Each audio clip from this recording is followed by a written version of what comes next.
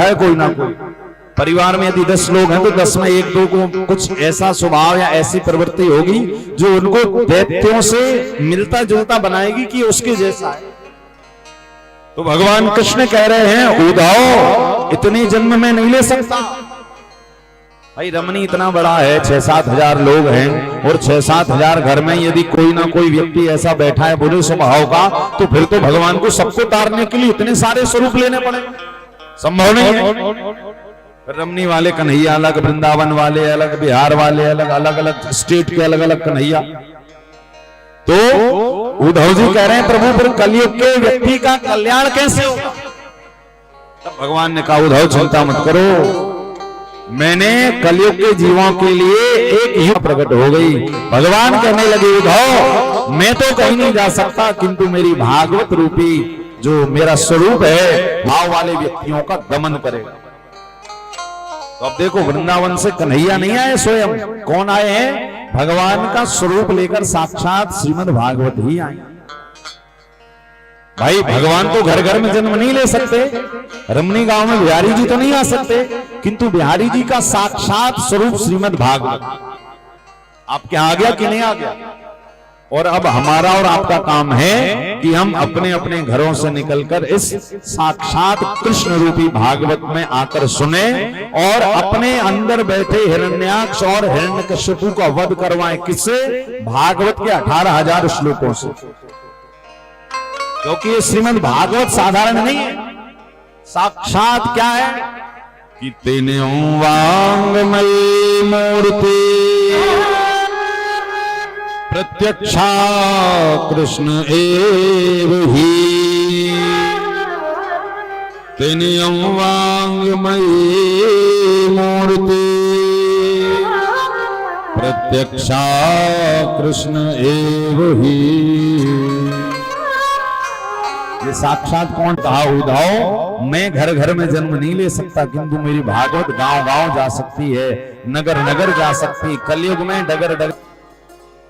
और जब आप देखिए कानों से सुनेंगे ना तो स्वरूप से तो कोई रावण नहीं है, अंदर से सब है। शास्त्र कह रहे हैं स्वरूप को तो कितना भी मारा जल से साबुन से साफ कर लो, किंतु जब तक ये अंदर वाला साफ नहीं होगा ना तो काम लगाते हो कि नहीं लगाते हो? सबके घर में झाड़ू है, कोने कोने साफ करते हो, पोछा भी लगाते हो। अब घर की झाड़ू तो खूब लग गई, किंतु यादव जी ने व्यवस्था की है कथा के माध्यम से आपके मन में भी जरा झाड़ू लग जाए। अच्छा देखो मन में कचरा बहुत ज्यादा जम जाता है और जल्दी जमता है, तो मन का कचरा दुनिया की किसी झाड़ू से साफ नहीं होगा। मन का कचरा साफ करने के लिए तो भगवान की कथा रूपी झाड़ू चलेगी, तब मन साफ होगा। तो हमारे ब्रज में कहते भैया जब मन में ज्यादा ही कचरा जम जाए ना तो हाथ ऊपर करके क्या कह लेना चाहिए? श्री राधे। तो जरा एक बार मेरे साथ कहिए, हाथ ऊपर करके सब लोग करिए श्री।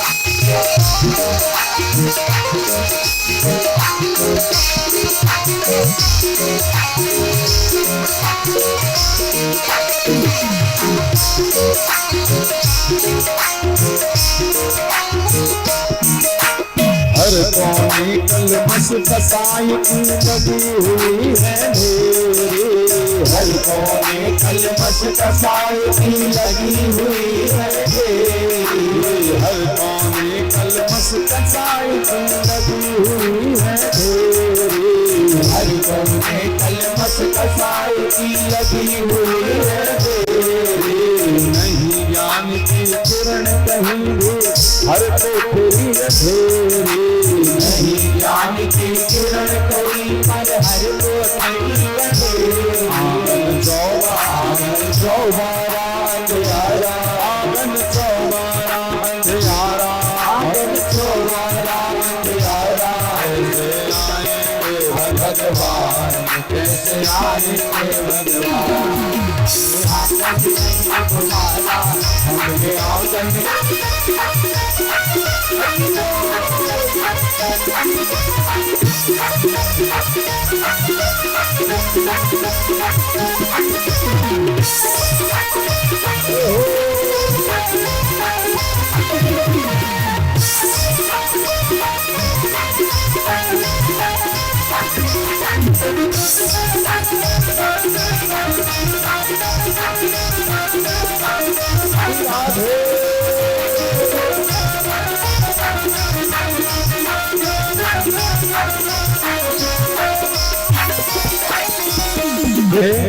किसी तो प्यारे को देखकर, किसी जरूरतमंद को देखकर यदि हमारे हृदय में दया का भाव नहीं आया तो हमारे द्वारा किए गए धर्म सारे अधूरे।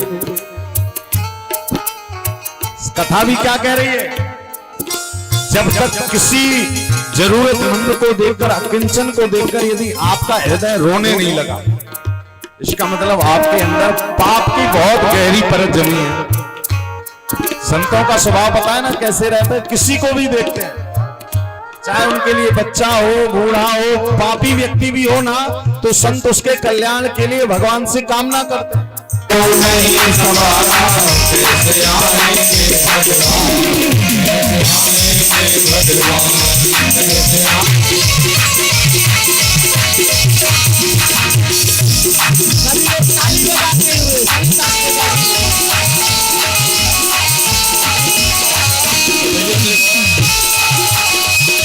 रमणी में कथा चल रही है और हमारे ब्रज में कहते हैं कि ठाकुर जी कन्हैया, अच्छा भगवान से प्रेम आपको थोड़ी बहुत है कि नहीं?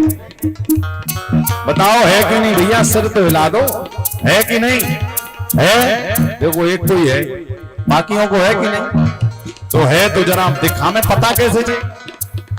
तो हमारे ब्रज में कहते हैं जब ठाकुर जी से लोगों को प्रेम हो जाता है तो पता है एक शब्द है हमारे ब्रज का जो भगवान के प्रेम का को परिभाष्य करता है, और वो नाम है श्री राधा। तो ये नाम अब 7 दिन बोलने की आदत डाल लो, अभ्यास, प्रैक्टिस, क्योंकि अब आपकी प्रैक्टिस नहीं है ना ज्यादा राधा राधा बोलने की, इसी कारण जरा समस्या होगी।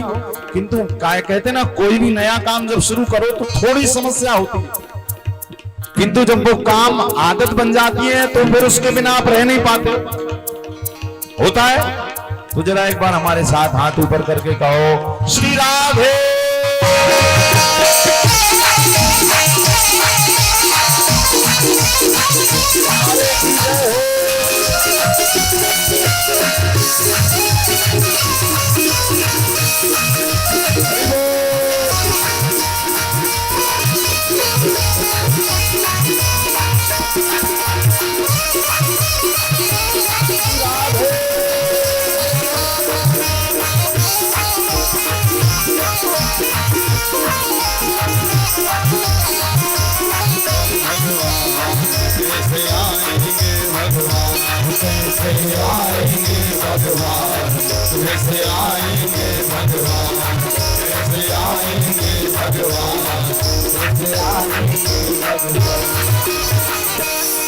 ओ हमने आंगन नहीं बुहारा,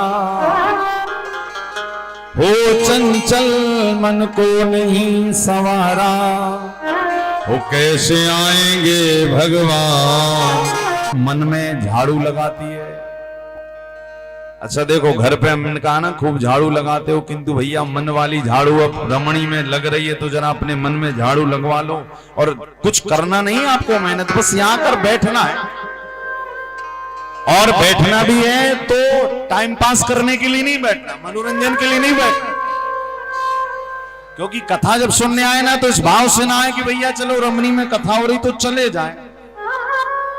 मनोरंजन करना है तो देखो सबके पास आजकल मोबाइल तो सबके ही पास है कि नहीं भाई, मोबाइल है तो मनोरंजन कर लो उससे। किंतु जब कथा में आओ तो मनोरंजन करने नहीं, कथा कह रही है जब कथा में आओ तो मनोमंथन करने के लिए आओ कि जो हम जीवन जी रहे हैं, जो हम दुनिया में 24 घंटे अपना समय दे रहे हैं, क्या वो वास्तव में सत्य है कि असत्य है?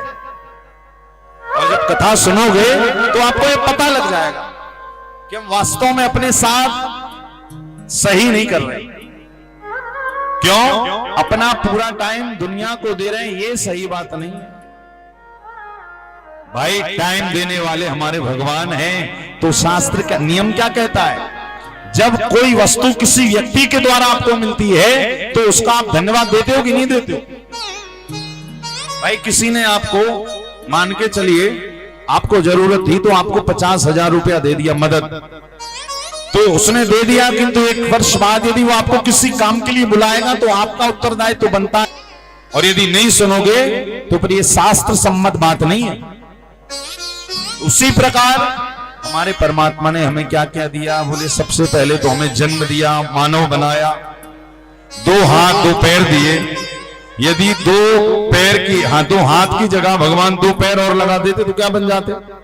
पशु बन जाते कि नहीं? भाई 2 हाथ 2 पैर दिए, बुद्धि दी, सुंदर कान दिए, सुंदर मुख दिया, सब दिया। हमने भगवान को क्या दिया? तो भगवान कह रहे भैया तू मुझे कुछ मत दे, बस तू अपना समय कुछ देर के लिए मुझे दे दे बस। परमात्मा का सबसे बड़ा धन्यवाद है उनकी कथा सुनना। प्रयास करिए कि भैया 7 दिन तक, यानी 7 दिसंबर तक आप सारे काम छोड़कर बस एक ही आपके दिमाग में बात बैठ जानी चाहिए कि हमें बस यारो ना भी भोयादी बुलाना भी भूल गए हो तो भी आप ये समझिए कि नहीं, हम भगवान साक्षात भागवत स्वरूप में हमारे गांव में आए थे, जाना जरूर है। जब इस भाव, जो लोग ऐसा कहते हैं ना वो सबसे बड़े कर्तव्य विमूढ़ व्यक्ति माना जाता है। क्यों? अरे जिस परमात्मा ने तुम्हें समय दिया तुम उसके लिए कह रहे हो हमारे पास समय नहीं। और संत लोग क्या कहते हैं? लोग कहते हैं हमारे पास बहुत काम है, तो आपके पास बस काम नहीं कि जब तक रहेगी जिंदगी फुर्सत न होगी काम से, कुछ समय ऐसा निकालो प्रेम कर लो राम से, कुछ समय ऐसा निकालो प्रेम कर लो श्री राम से। आइए सुनिए, कल हमने कथा श्रवण कराई थी भागवत में कि भागवत के जो परम वक्ता हैं सुखदेव स्वामी। भाई देखो भारत में रहते हो, भारत का मूल ग्रंथ है भागवत और रामचरितमानस। तो केवल भारत में रहने वालों को बस भारतीय नहीं कहा जाता। जब तक हमें भारत के शास्त्रों के बारे में पूर्ण जानकारी नहीं होगी तब तक आप भारतीय नहीं कहलाओगे। भारत का मतलब क्या है? भारत देश का मतलब ये है जो देश हमेशा धर्म में लगा रहता वही तो भारत है। और भारतीयों की पहचान किससे? भारतीयों की पहचान गौ से है, गंगा से है, गीता से है, रामचरितमानस से है, श्रीमद् भागवत की कथाओं से है। आप विदेशों में चले जाओ कि आपको ऐसी कथाएं सुनने मिल जाएंगी। जितनी कथाएं हमारे भारतवर्ष में होती हैं विदेशों में कहते हैं ना भोग की सारी सामग्री है किंतु भजन नहीं है। तो हम धन्य, हम भारतीय। तो जब भारत में रहते हो तो कम से कम अपने पुराणों का आपको ज्ञान तो होना चाहिए। तो श्रीमद् भागवत की कथा के वक्ता कौन है? सुखदेव स्वामी। आपको पता तो होगा, नहीं पता है तो आपसे कोई पूछे तो जरूर बताइएगा। जैसे हर एक अलग अलग धर्म के लोगों को अपने अपने धर्म की पूर्ण जानकारी होती है। आज आप अपने धर्म के किसी छोटे बच्चे से पूछ लीजिए, उसको अपने धर्म की पूर्ण जानकारी होगी, 5 वर्ष का बच्चा भी होगा। और हमारे घर में यदि 5-7 साल का बच्चा होगा उसको इंग्लिश की प्रेयर हम याद करवा देंगे किंतु भागवत गीता का एक भी श्लोक नहीं याद होगा। क्यों? क्योंकि हमको खुद ही नहीं आता तो बच्चे को कैसे सिखाएं?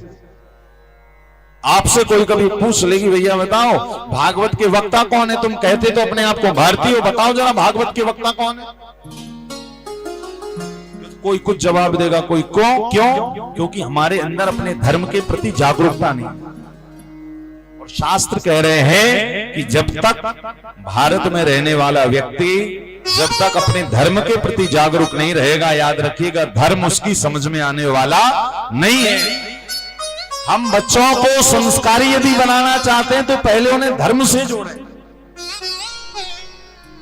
इसी कारण हम सुने और हम सुनने के बाद अपने बच्चों को भी सुनाएं।